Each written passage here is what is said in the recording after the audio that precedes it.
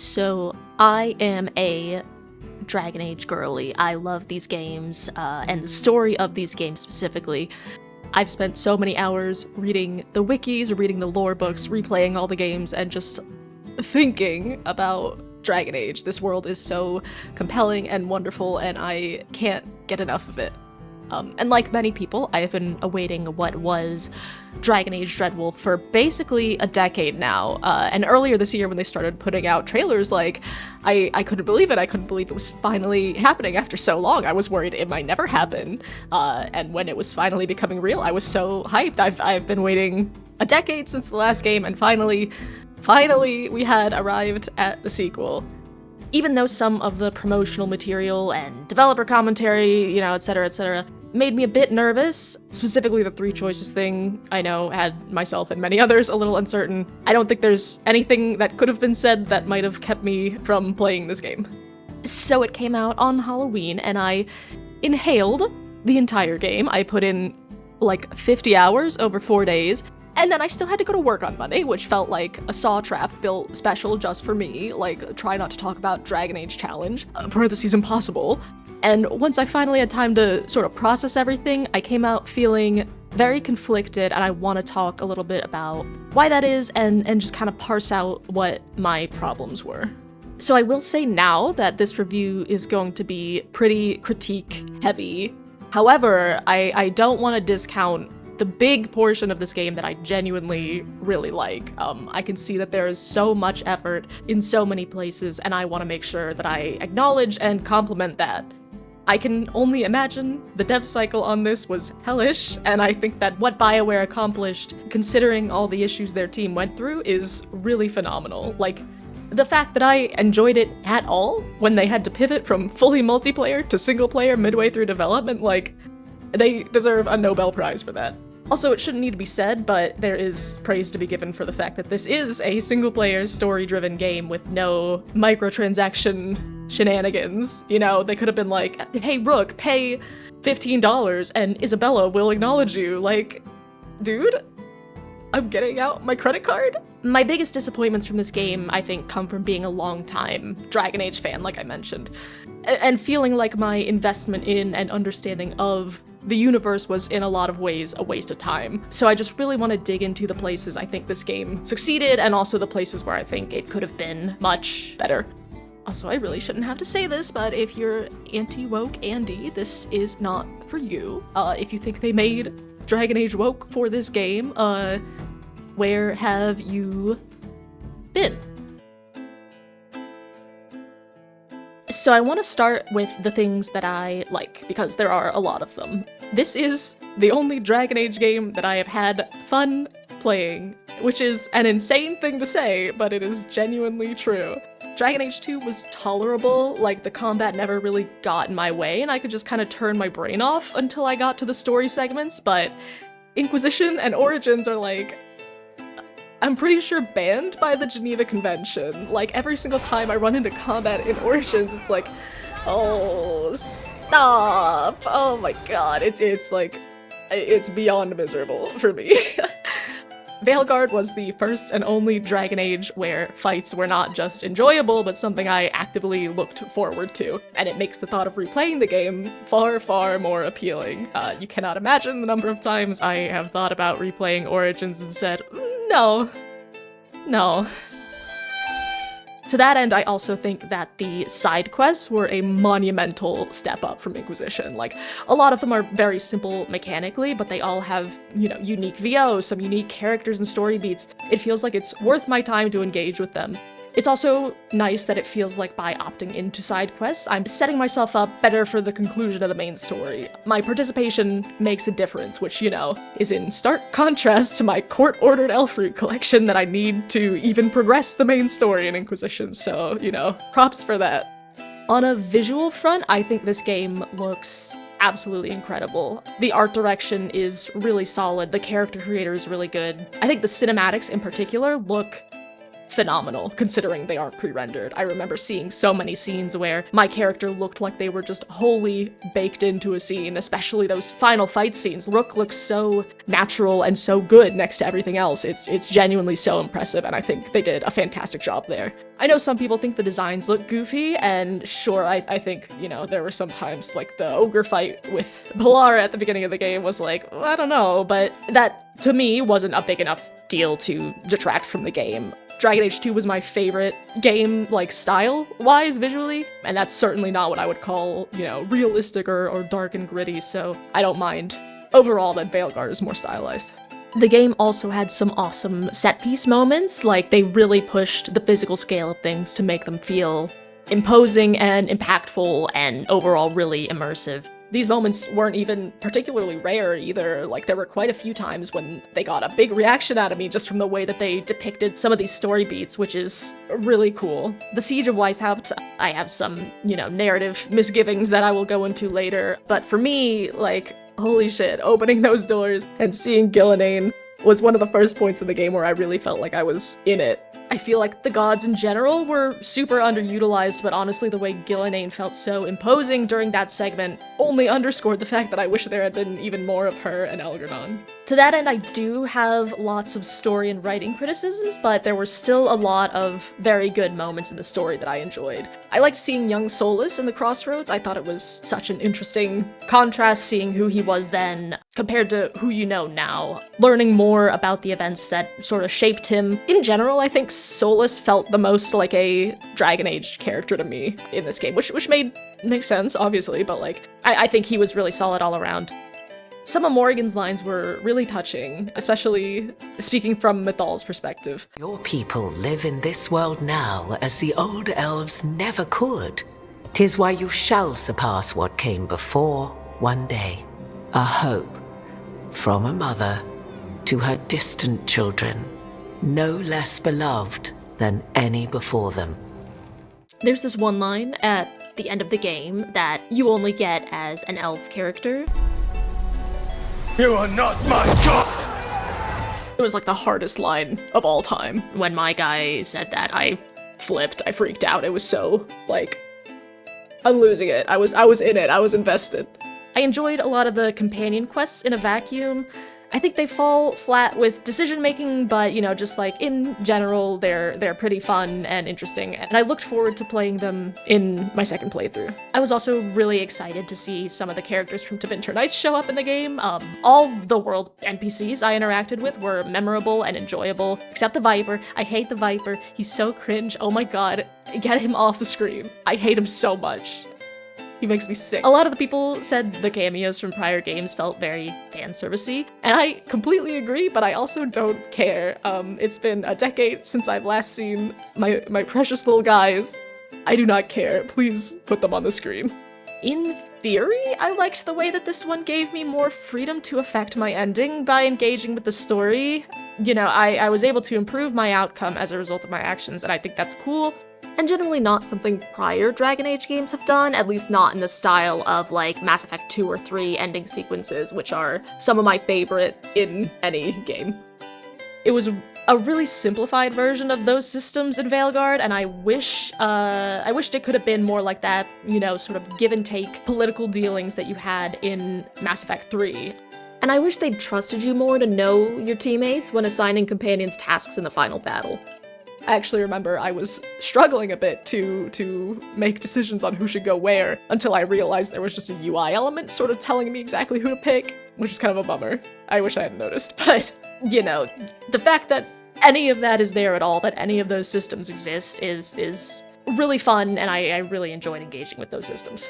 And yeah, maybe I did love the Soul of Ellen ending, okay? Yeah, maybe I did cry. Yeah, maybe I did scream and cry. Yeah, maybe when he was all beat up and tired and wet, and then he saw the Inquisitor and he said Vanan, and it was the most pathetic sound in the whole world. Yeah, maybe I was sobbing, okay? Yeah, so what?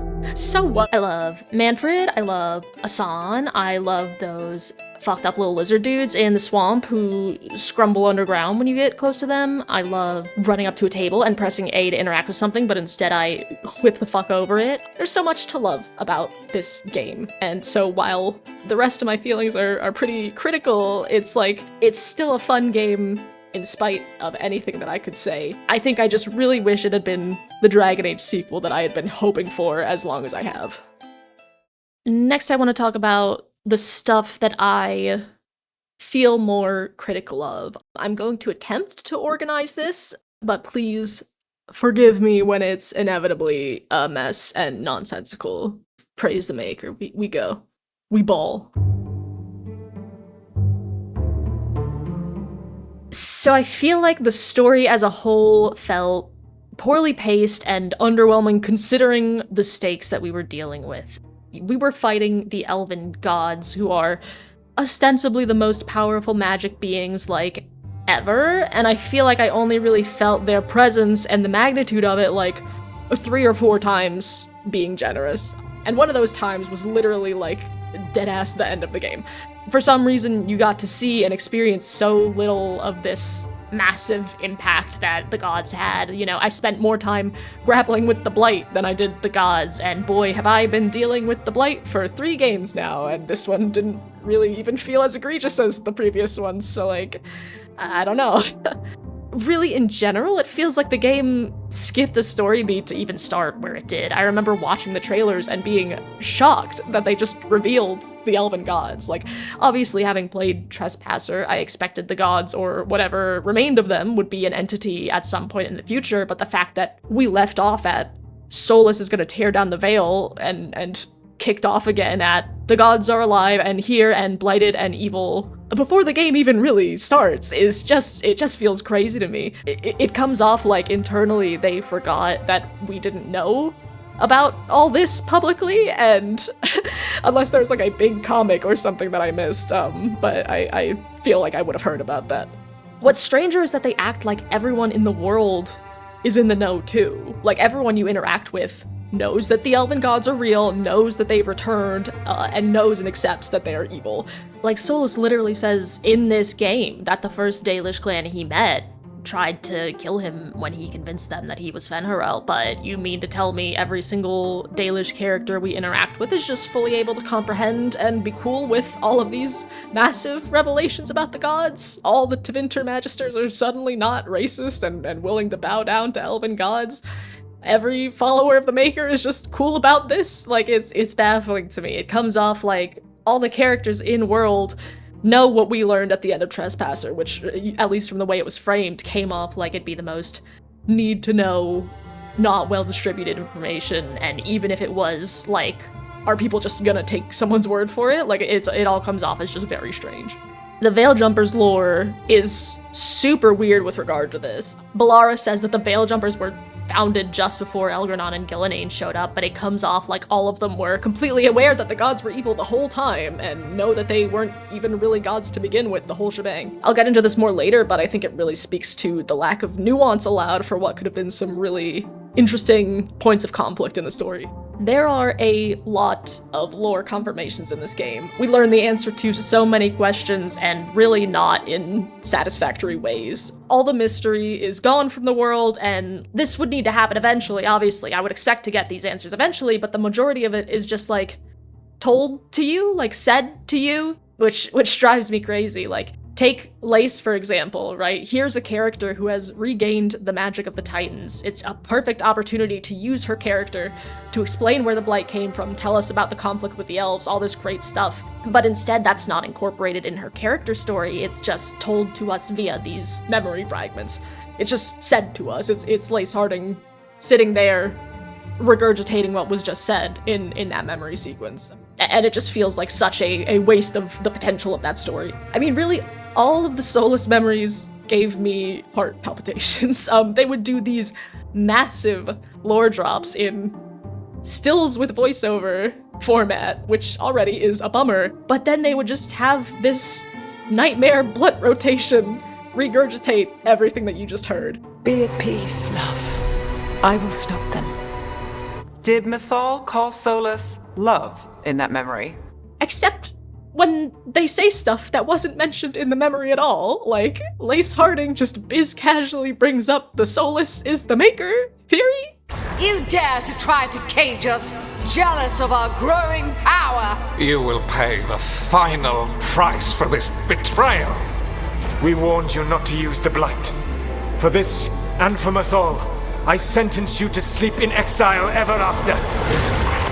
Your own lives will form the veil that keeps the horror you unleashed at bay. Solus trapped the blighted gods in an ancient elven building, right? It's just... the Chant of Light says that the Maker built for them the Golden City, the center of all creation.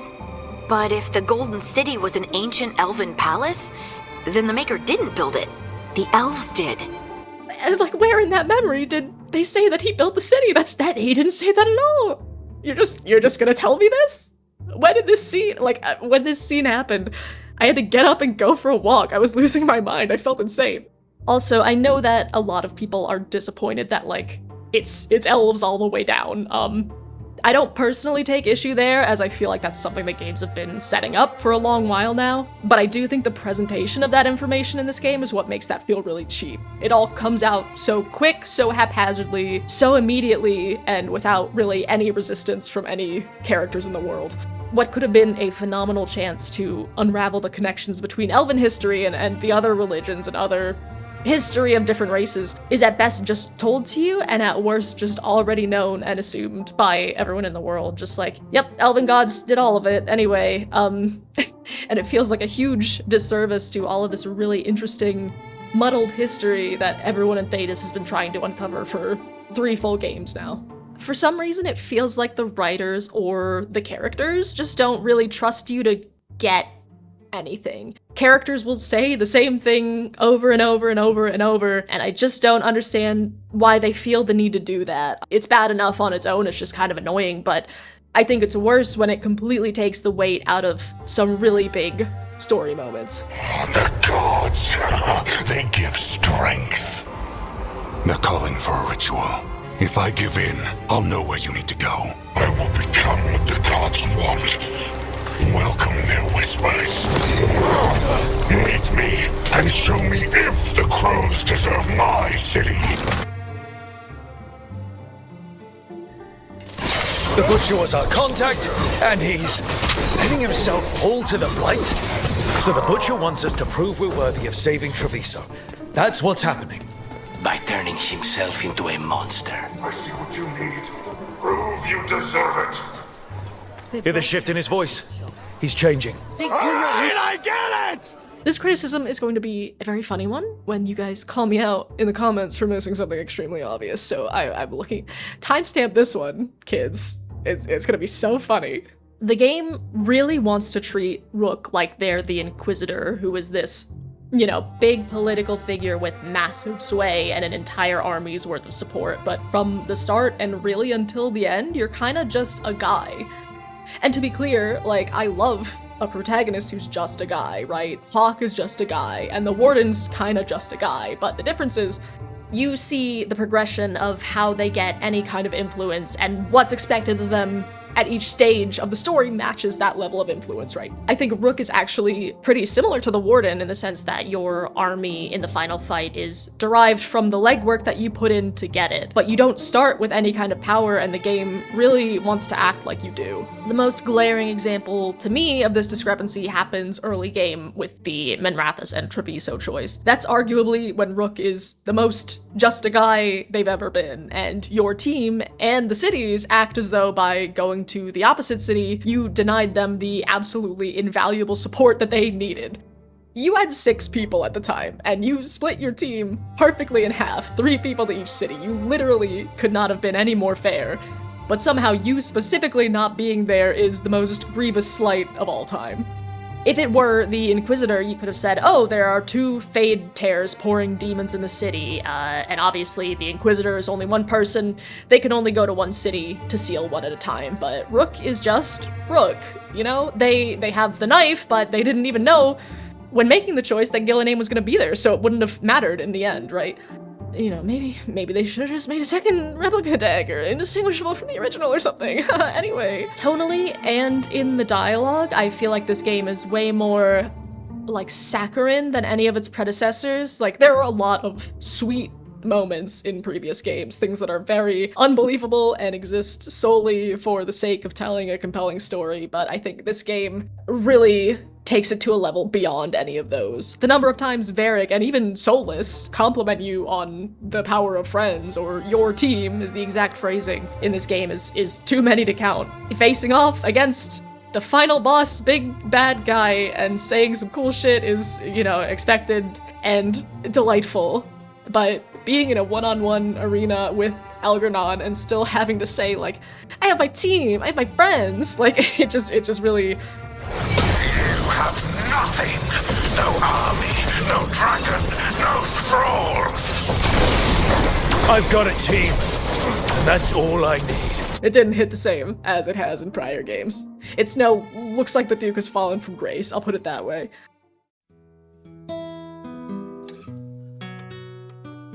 Veilguard is severely lacking in the nuance that made the lore and world of Dragon Age so compelling in the first place. Good guys are good, bad guys are bad.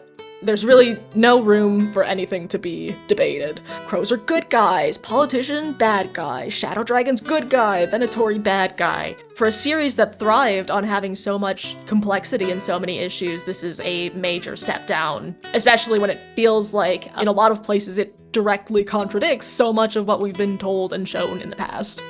The Entom is a really frustrating example of this. I was really, really excited to see the Entom in this game. I'll touch more on this later, but Sten is one of my favorite Dragon Age characters ever, and I was so curious what would drive the Entom to break from the Qun, and what would have them reject the other branches and wage this war in force. And the answer is, oh, this isn't the real Entom, this is the evil Entom. the Entom splintered, and now these guys are the mean ones. No interesting motivation, no exploration of the Qun, just nothing. It's just Entom bad. Not the real Entom, but these guys are just, they're warlords now, and that's all we're left with. Even in situations where we're depicting bad guys, though, this game has taken the teeth out of a lot of factions and elements of the universe. We've heard for years how oppressive and terrible Tavern is, with first-hand examples even, like Fenris, but barring the first section with the Archon's Palace, everything is so normal. Ironically, letting the Venatori take over makes it feel more akin to the Tevinter than I expected. This was a nation with slavery so ingrained in its culture that even Dorian defended the practice in Dragon Age Inquisition, but in Veilguard there are no slaves, no class politics, no real conflict beyond the evil Venatori, and some offhand comments about how money and magical power are important. I can think of one instance of slavery or trafficking, and it's done by the Venatori, of course, but beyond that, much like the Crows, everyone, even the crime syndicate in Minrathous, is just really nice and on their best behavior all the time. Speaking of the Crows, I think they might be the most glaring example of this whitewashing to me. Most people's familiarity with the Crows comes from Zevran, who painted a very clear picture of what life in the Crows was like. He was bought by Crows as an orphan, and only he and one other recruit out of 18 survived the induction. And during his time with the Crows, he was told to kill his friend, another Crow named Rinna, to prove to him that the Crows viewed their lives as expendable. He actually takes the contract on the Warden because he wants out so badly that he's hoping to die on the job. But in this game, they're all so nice.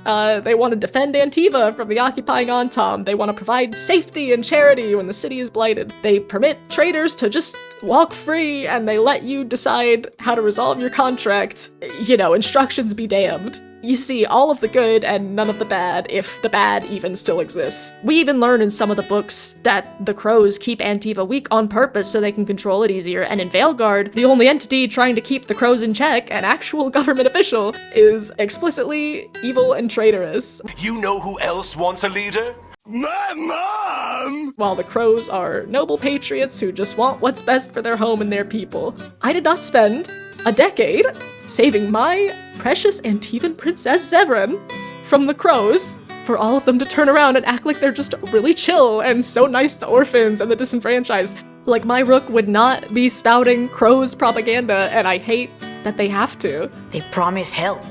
So do you when you're not killing each other. Treviso deserves better. It's getting the best.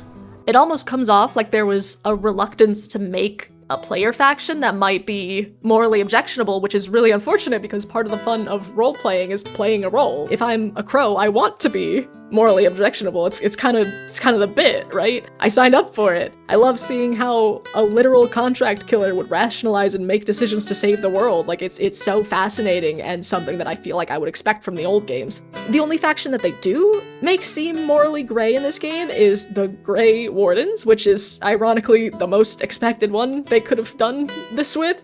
We've known for years that the Wardens will go to any extreme to stop the Darkspawn, and I honestly really liked the Griffins reveal in the Cauldron because it reinforced that mindset that they have. But I think the game treated it like way more of a moment of making you question, like, ooh, are the Wardens as heroic as they seem? Which is really not a new concept and feels oddly antagonistic when the assassins and pirates are good guys by comparison.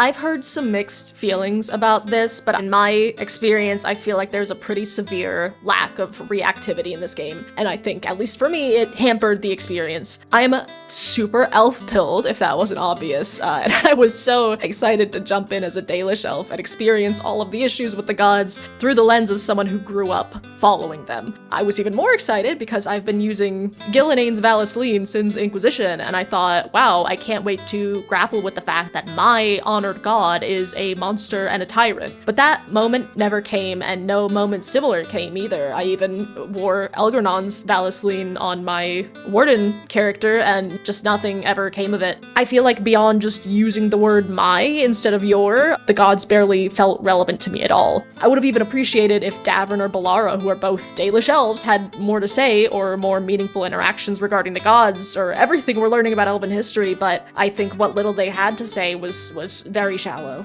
There was actually one moment that I thought my companions made a comment due to me being Dalish. Brooke, we don't have to watch this. It won't be pretty.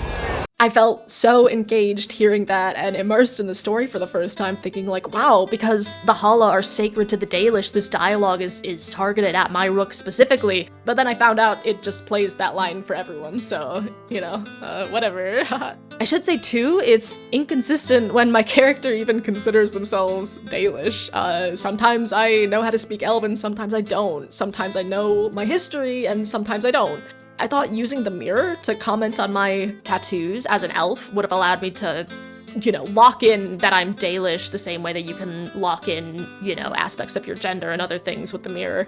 It really just made me explicitly say that I'm not Dalish, which is strange because my Veilgjumper rook said explicitly after the fact that she was Dalish on multiple occasions, despite saying that she was not in the mirror. As a Dalish warden, or what I assumed was a Dalish warden, I didn't know the story of Andruil, but I did know it as a Veilgjumper. I felt like my warden elf was really only considered an elf half of the time. Similarly, I felt like being a mage never afforded me any cool interactions like it did in prior games, like in Dragon Age 2. I was consistently carried by Bellara and Neve, and it honestly felt like my identity as a mage never mattered at all beyond a throwaway dialogue option or two. Even places where I did get reactivity, it felt super limited. I don't have clips of my Veilgjumper playthrough, unfortunately, but I remember when playing that for someone who's an alleged expert on elven history, I came off as barely knowing a thing about it. Typically, I would always just set Bellara up to explain things and never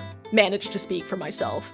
I will say, in my second playthrough as a warden, I was presented with a few more unique and actually impactful options, like the fate of the mayor and a few conversations with other wardens, and I appreciated those options tremendously. It was just really unfortunate to me that the Veiljumpers, in particular, didn't have anything similar, which, you know, considering they are ostensibly the Dalish faction in this game about Dalish gods, felt like a pretty big oversight. I actually suspect that they were intended to be a purely Dalish faction, considering as well that they're the only player faction without a header in the lore codex. It's just elven people, which would make sense, and I kind of wish that we had gotten that for a game that's all about elven lore and history. I found when playing through that Rook is a surprisingly prescribed character. I've heard people say that this is a lot like Dragon Age 2, where your dialogue choices affect your ambient dialogue, but in my experience, that's not true. I played a super serious Rook in my Warden playthrough, choosing the bottom right guarded option whenever possible, and I was still doing bits, like I did with my goofball Veilgjumper Rook. Look at this.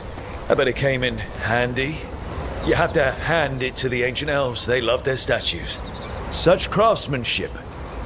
Handmade from stone? You can quit now, Rook. Okay. Like, babe, he would not fucking say that. They would not fucking say that, okay? I did allow myself one single silly line in this playthrough, and it was to make fun of the Viper, which honestly, you just throw the other two options away. It should be mandatory to make fun of this guy, Jesus Christ. A lot of big choices on a character or story front feel arbitrary and inorganic. A lot of times you're presented with a binary decision, and on a character front, those choices don't feel like they're meaningfully consequential, but on a story front, I almost feel like they are too consequential. You know, take, for example, the Minrathous Treviso choice. This choice is a binary, point-blank decision where no amount of prep work or deliberation will help you. It's just pick one city and the other is screwed. For something where you're forced into a bad outcome with no other options, it feels hugely punishing. You're cut off from that faction's shop. You're potentially cut off from Never Lucanis' romance. They're hardened too. This lasts the entire game, and there is nothing, no amount of work you can do to make up for it. Despite how often the affected characters say, it wasn't your fault or something similar, it's very clear that everyone thinks it is specifically your fault. The Harding and Davrin choice is another one. When Davrin died during my first run, I thought, wow, this is really funny. But once I was done thinking that, I was upset, thinking that I did something wrong. I'd gotten every character to hero status and fully maxed out the factions, so what did I do that got this character killed? And it turns out, whichever character you send as the second squad leader just dies no matter what. For a game with a feature dedicated to preparedness, having a 50-50 shot that someone just has to die felt really disappointing to me. And other BioWare games have had mandatory deaths, but it feels like they're always baked into the story, right? Like Thane in Mass Effect 3. I feel like this situation, this ending sort of conflict feels much more akin to Mass Effect 2's suicide mission, in which you can save everyone by being prepared and making the right choices and knowing your team. They even mirror this in the final battle, where your choice of who to send where will affect whether people live or die. So why this wasn't replicated for the Harding or Davrin choice, I can't say. If I had to guess, it's to make the Chamber of Regrets feel like it makes more sense, but I mean, you're already talking to Bellara and Neve in that room, and they're still alive, so I'm not sure why the same principle couldn't be replicated with these two.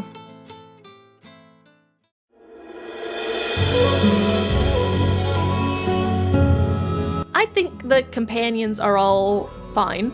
None of them are annoying or horrible. I enjoy things about all of them, but I just think compared to prior games, they all feel kind of flat. It seems as if they don't have a lot to talk about, and it feels like they repeat themselves pretty often. They said a warden and a griffin have to move as one. Think as one. They call it Turlum. Turlum? Turlum? Turlum. I'd say you found your Turlum. Our gods. My actual gods. My gods are. Our gods are back. Our gods. Our gods. Our gods. Our gods. Coffee. Coffee. Coffee. Coffee. Coffee. Coffee. That coffee in the kitchen. Coffee. Coffee. Couldn't take your coffee talk. Like, there are so many points where I feel like talking to the companions, I was just having the same conversation again, and to me it really started to feel like some of them had little to offer. Also, they're just really palatable. It feels like none of them have anything really objectionable, and it's such a shame because I think giving a character wrong or objectionable opinions is far from making them unlikable. Vivian's opinion on circles, Sten's opinion on women, Dorian's opinions on slavery, like, these are all views that I staunchly disagree with, but these are some of my favorite characters in the franchise because of the way those views are handled through the game. They don't start as perfect people, they're flawed, and it's so interesting to learn why they hold these viewpoints and see what they do to resolve it. And there were also companions I didn't like in all three prior games. I didn't like Iron Bull, I didn't like Sebastian. Ogren I have mixed feelings about because he's like objectively awful, but he's so awful that it kind of loops back around to being funny, so he can stay as sort of like a clown situation. He says, I don't...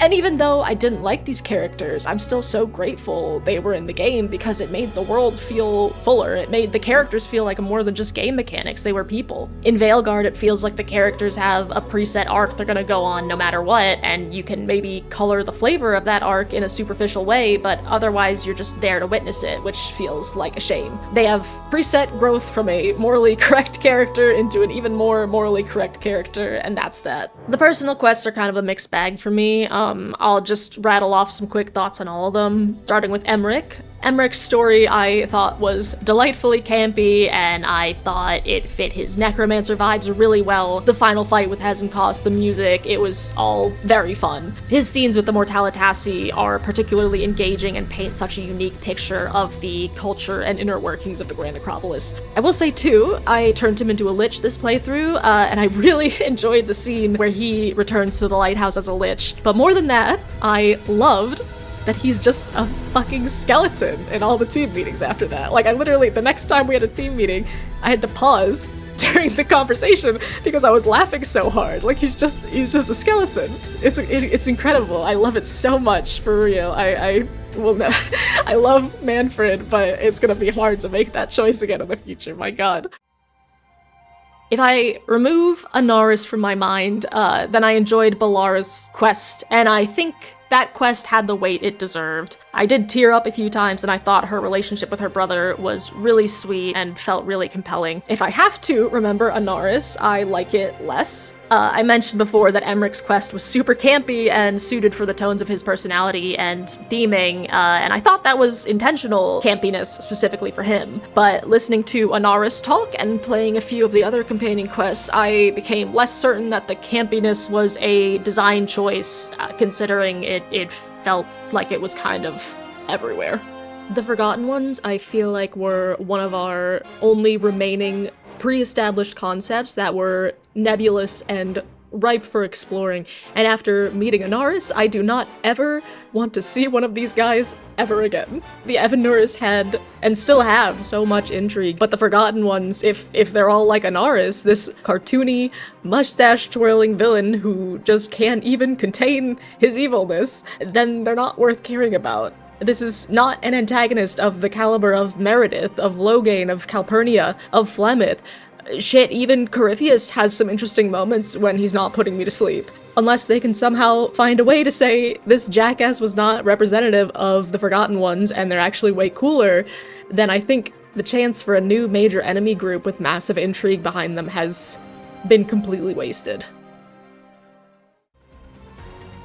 I think my biggest issue with Harding is just that she's Harding. She has these incredibly big lore revelations tied to her that are undercut by being placed on the shoulders of the most normal person ever. The idea of having a dwarf with a connection to the Titans is so cool. So cool, in fact, that we did it already with Volta in Inquisition. Volta was a shaper, someone super familiar with Dwarven history as it was recorded, and being able to see her come to terms with what was recorded versus what was real, what really happened, seems like it'd be super interesting to dig into, at least from the taste that we got in Inquisition's DLC. So I wish we had either just had Volta as a companion or a new dwarf entirely, someone who felt more suited to this narrative journey, since I don't think Harding served this story, nor did this story serve her. It feels like a lot of concessions were made from her Inquisition personality that people really liked, that got people excited to have Harding as a companion in this game, and I don't think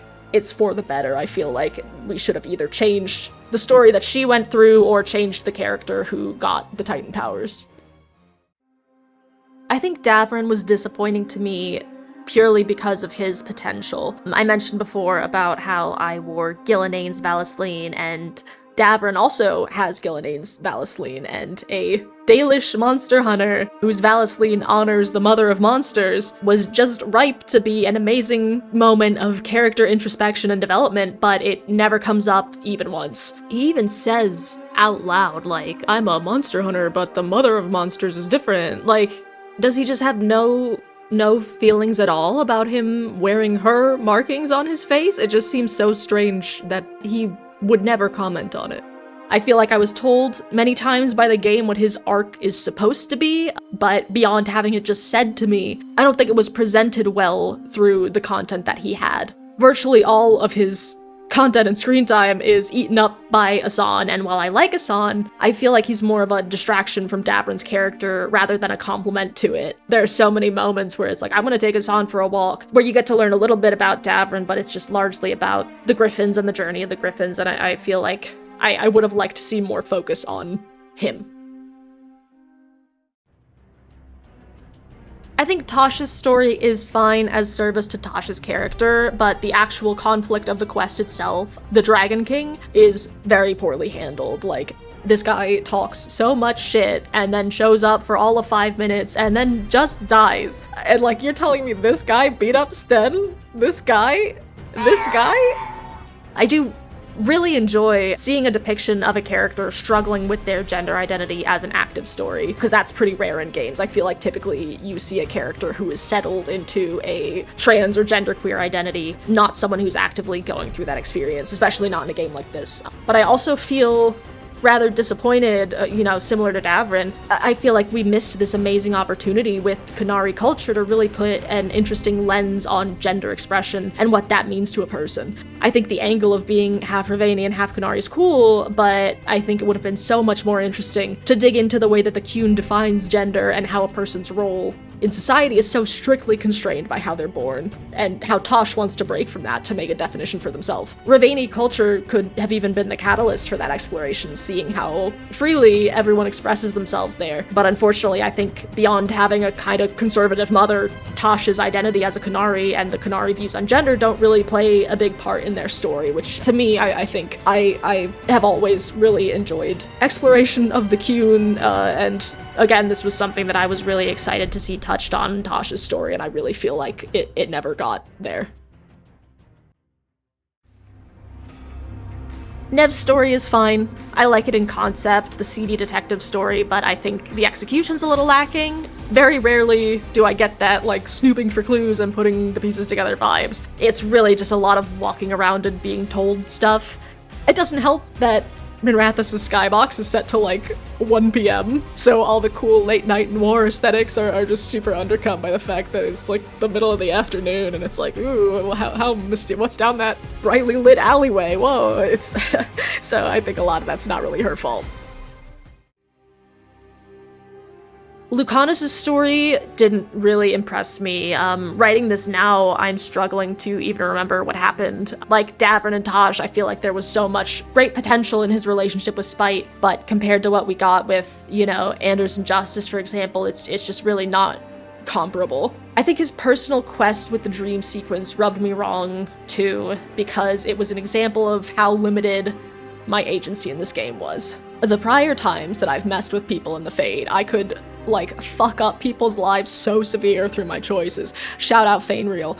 But here, nothing I said would put me off course. It was just, like I said, I chose the quote-unquote asshole option every single time it was available to me, and nothing I did changed the outcome that, I would just get to the end and decide what personality I want Lucanis to have, so I think that was underwhelming. And Varric is dead, so that about rounds us out. I'm not gonna talk about the romance either. I'm sure other people have thoughts there, but I'm like, literally in 2 of the 3 prior games, my most beloved character is non-romanceable, so I take what I can get at this point, My Inquisitor got a little smooch from that stupid bald motherfucker, and that's enough to sustain me, so I'm not gonna comment there.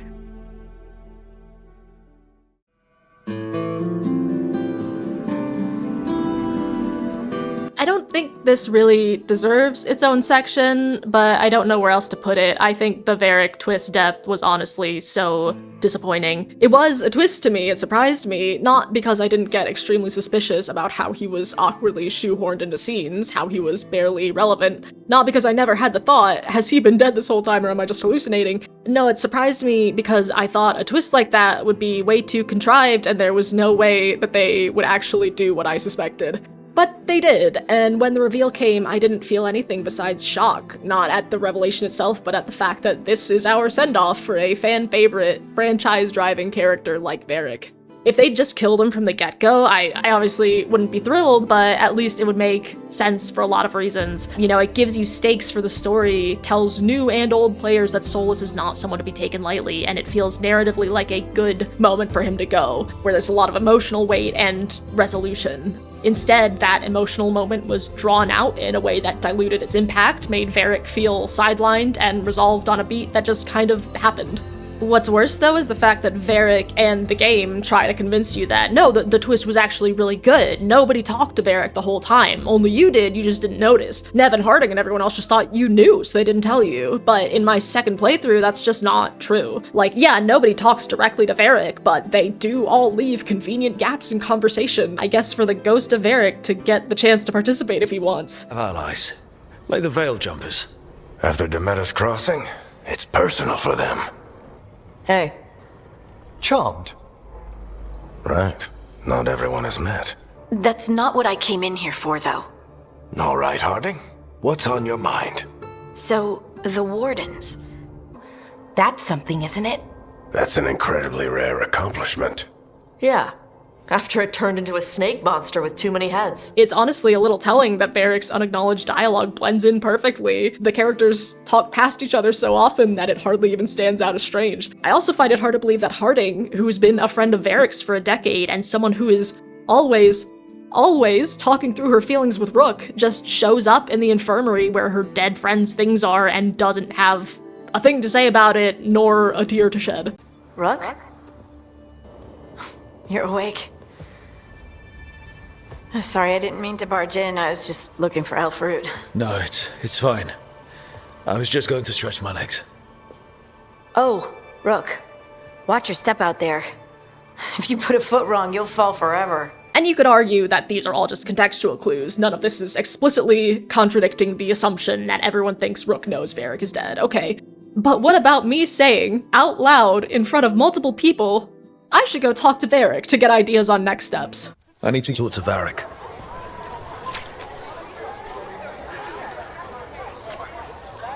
I should talk with Varric, too. Get any last advice for killing a god. Neve says at the end of the game, I'm so sorry, Rook. I should have caught sooner that you didn't know. Like, this brilliant detective didn't put the pieces together that I think he's still alive after I said, out loud, 2 feet away from her, I can't wait to go talk to my favorite living and breathing friend, Varric. It honestly comes off to me that they were afraid of the reaction that killing Varric at the beginning might warrant, so instead of committing to the death, they wanted to give the illusion that he was in the game in a more meaningful way. That's just speculation, of course, and I'm sure his original role was starkly different than what we saw. But to me, the final depiction is a disservice to his character and a detriment to the story as a whole.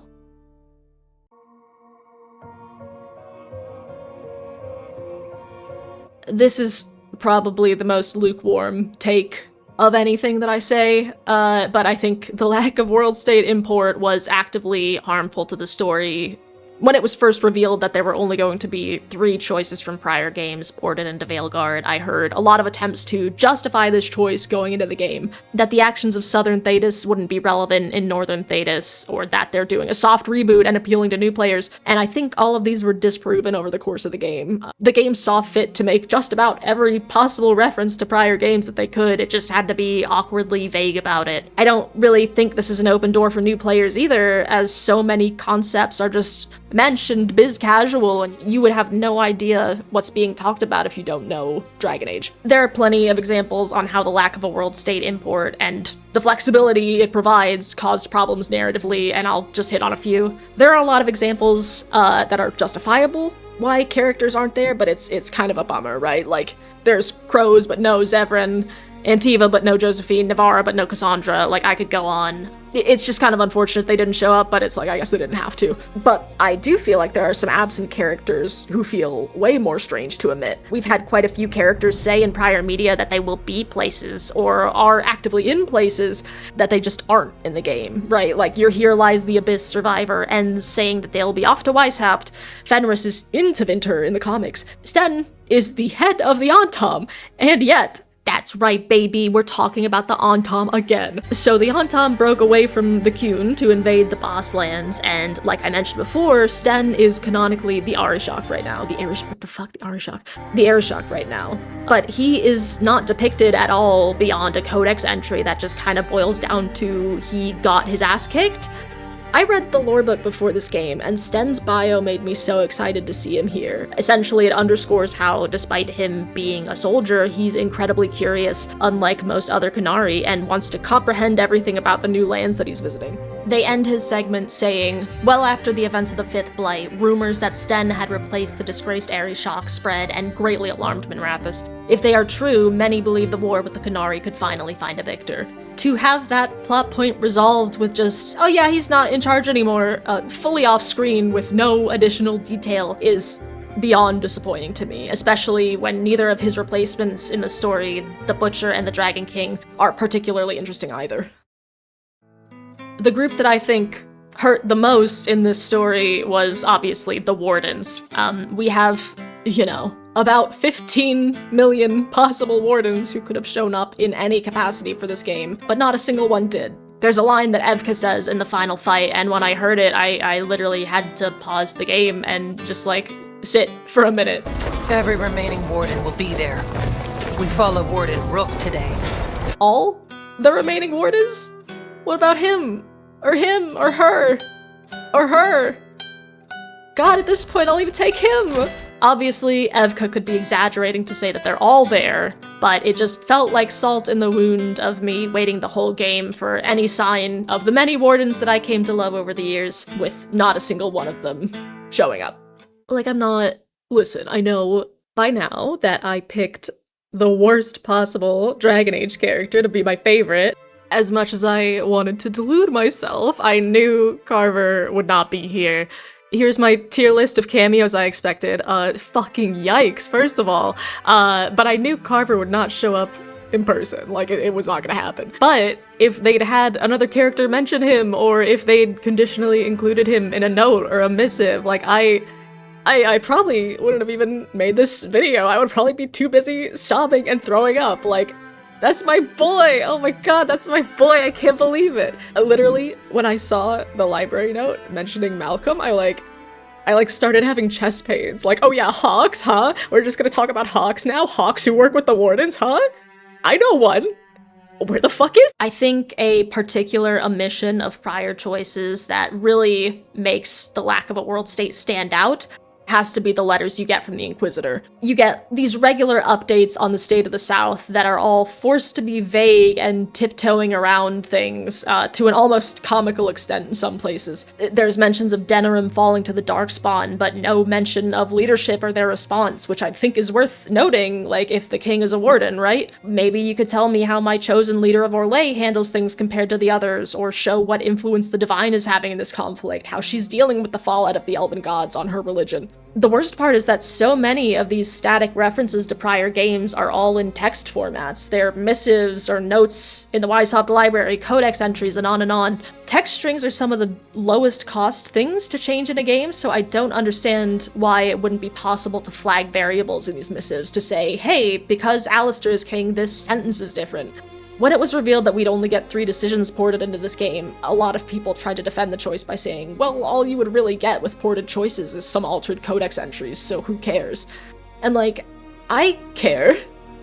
In Inquisition, my only interactions with Zevran, the hero of Ferelden, with Sebastian and Aveline, are in table missions, and I adore every last little tidbit of continuation that I get from their stories. It makes the world feel like it's my world, like my choices mattered in a way that this game just fails to do. Even putting aside characters, it feels like so many concepts from prior games have just been dropped too. The disparity between mages and non-mages, the oppression of the elves, and Solas's exploitation of that to drive a revolution. The Kalsharok dwarves are finally here, and they're just changed in some vague way that we never really get into. Races in general feel like they're completely irrelevant, Qunari can just strut around the Imperium. The Chantry and the Black Divine, Andraste's role in all this history we're revealing, all of it feels irrelevant. Red Lyrium was a huge driver in Dragon Age 2 and Inquisition, and it feels like a non-entity in this game.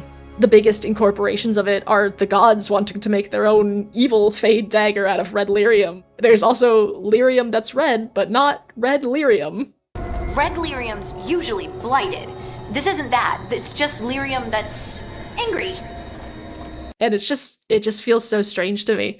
I think the reason that this really gets to me and really bums me out is that this story feels like it's the resolution to the story of all the games we've played so far, both time-wise and plot-wise. It feels akin to Mass Effect 3 in terms of wrapping up the big story points from the franchise, and because of that, it feels like this was really our last chance for any kind of closure on the characters that we've loved for over a decade now. Carver would have been in his 40s by the time Veilguard was over, and he was the youngest of the Warden companions, so with the calling in mind, any hope that I would have to see Alistair or the hero of Ferelden or any of those goofballs from Awakening again, who for all intents and purposes should have had their last hurrah at Weishaupt, it's just gone. If Sten shows up again, it'll be as a now former Arishock who's been absorbed into the Ben Asrith, certainly not the Sten I befriended in Origins.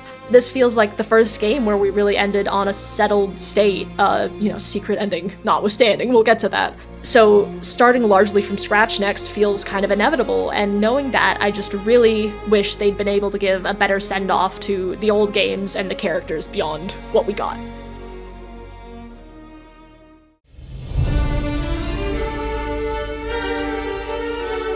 This is just some random stuff that I didn't think was important enough to warrant anyway, but I'm yapping, so we're gonna talk about it. I don't like having to look around in odd corners and, nooks and crannies to find loot. This is a thing, it might not be everyone else, it might just be a me thing, but like anytime I play games like Uncharted where it's like, oh, there's collectibles, look around, I spend so much time worried that I'm going to miss something in an odd corner that I am completely distracted from the story. I don't get to see the beautiful animations that are happening in front of me because I'm so busy like, oh my god, is there a chest in the corner that I missed? Fuck. Especially in this game where codex entries can be placed in locations that are inaccessible to you after a certain point. It's just really like, it feels bad going through these awesome story moments and just being like, oh boy, I hope I got all the codex entries because I don't get to come back here. So I wish that there had been a different medium for delivering codex entries and delivering gear to the player. I feel like story difficulty, I played the whole thing on story difficulty because I needed to beat the game in a weekend, so I needed to be quick. The story difficulty, ironically, causes me the problem of not being able to hear all of the lines. I kill enemies and bosses so quick that the ambient dialogue they have mid-fight is sometimes just fully missed. Like, I would start just running around in circles in boss fights waiting for them to just exhaust their dialogue just to be sure that I didn't miss everything. So it's like, I'm sympathetic to the fact that they wanted to make it very easy, and it was extremely easy. It just felt unfortunate to me that the difficulty, which is like, I want to get the most out of this story, ironically ended up screwing me over and making me miss a ton of stuff. The fake Fade Dagger plot point? Huh? How did they make this? When did they make this? Why did they make this? You guys had time to make this? Who made this? You said at the beginning that working with pure lyrium like that is impossible even for dwarves. Who made this? I just do not understand all of this. 2 playthroughs, I still don't know why it exists. It just appears, and it doesn't really matter. I don't understand. I don't get it. Lastly, and most importantly, there are people on the internet simping for the Viper. BioWare, you have robbed thousands of their self-respect. This guy? You're thirsting over this guy?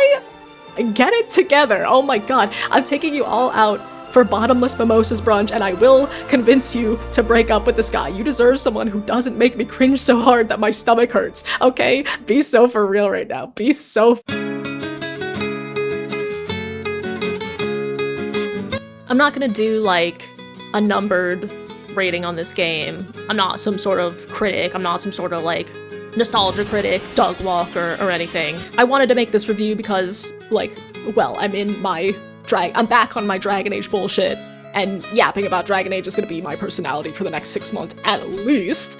But also because I honestly feel so torn on this game, and I really wanted to piece together why I feel that way. Like I said before, there is so much to like about this game. Both my first and second playthrough now, I had fun. I was excited to get back into the game and play some more, to learn more and explore. Especially considering what the developers had to deal with to get here, I think what they pulled off is so phenomenal, and I think that's kind of what makes the issues I have feel that much more significant. If this had just been some cash grab half multiplayer game where it was clear that no one really tried, it would suck, sure, but I wouldn't feel the urge to pick it back up again, right? I wouldn't feel the urge to start a new playthrough immediately after finishing one, wanting and hoping so badly to find more that I just don't think is in there. I can't imagine this is the game that all of the incredibly talented developers who worked on it envisioned. In fact, I know it's not, since looking at the concept art and data mined files, you can see that there was every intention of accounting for prior world states, of making this game feel like a meaningful conclusion to 4 games worth of stories. I'm sure many of those working behind the scenes are as disappointed by the end result as we are, but I want to reiterate that even with the vaguest insight into how troubled this game's dev cycle was, what we got is beyond phenomenal, and putting the story aside, it's absolutely my favorite Dragon Age to play, and I think that is something that's worth being proud of. If there is another Dragon Age game, I will play it. I love this series, and I will be there to see it through, no matter where the story goes. Watching the secret ending, I really do hope that the next phase isn't something that undercuts all prior games and gives the illusion that this new enemy was pulling the strings all along, but I hope it's something different than what's being implied. But more importantly, I hope that BioWare gets the time, the resources, and the trust that they need to tell the remarkable stories that they have told before, and I know they are still capable of telling. Thank you guys so much for watching and listening to me fucking blab about this game and this franchise. If you want to support the channel, I don't know, go fucking read the Dragon Age lore books until you find my jokes funny.